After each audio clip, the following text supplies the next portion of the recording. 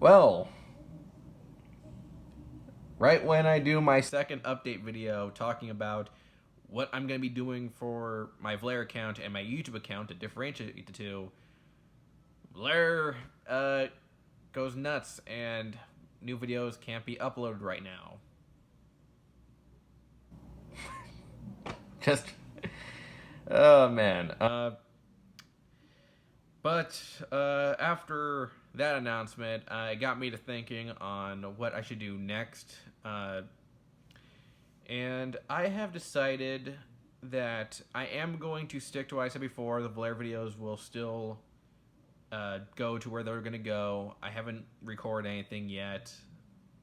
And when it comes to my YouTube videos, you might have recalled that I wasn't really sure about what I was going to do for the YouTube videos to differentiate from the Vlaire channel, but I now know what I'm going to do. For the YouTube channel, to differentiate them, I'm going to be doing retrospective videos on what you may ask, mostly on forgotten and underrated characters. Because yeah, there's a lot of characters in comics that no one talks about, and I feel like they could definitely be used more often and stuff. And sometimes they are, like they're used in really great ways, but some are just forgotten or get some of the worst freaking endings. Damn it, Countdown. So yeah, I decided that I'm gonna be doing that for a while. Now, similar to the Vlaire videos, which were going to be off the cuffs and non-scripted, these will be a bit non-scripted, but I will have notes up for that. And as for, the other stuff that's going to be going on the channel regarding the reviews are still happening. I'm currently writing the Earth X review, which will definitely be multi-parter, because after the whole issue with the Fables review, I've decided that, yeah, I'm not going to just cut stuff out. I'm just going to do multi-part videos, and, I'll just have to, work a lot harder on those, because, yeah, doing a multi-part video does take a lot of time. And this is going to be a long one. So, yeah. Next up, we got comics to recommend, starting with a character who actually will be the first for a retrospective. That being Azrael. Yep, Azrael, Michael Lane Azrael, to be more specific, will be getting a retrospective. And when it comes to his first appearance, well, at least first appearance as Azrael, this is a really underrated story. Especially since this was during the Batman Reborn line, where Bruce Wayne was dead, or supposedly died, and Dick Grayson took over, and a lot of Batman books were, coming back. We had Streets of Gotham, we had Batman and Robin, we had a new Birds of Prey, we had Gotham City Sirens, we had a whole bunch of Bat books. And unfortunately, this one kind of became, very obscure. Not many people really talk about this book, and it's a damn shame. It has a really great beginning, and though it did have a decent line, not many people actually, read it, or at least talked about it that much.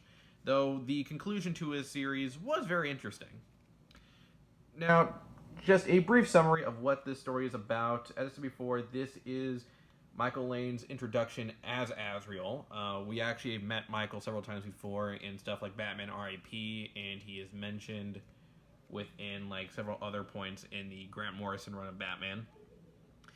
But he is eventually taken up the mantle of Azrael after he is found and de-brainwashed, because holy crap, the shit he goes through in the Grant Morrison run that we didn't even get to see, and we eventually find out here, is just yeesh.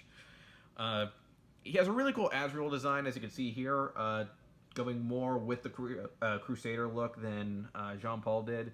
Not saying I didn't like Jean Paul's design, it was just kind of unique to see it, more utilized here.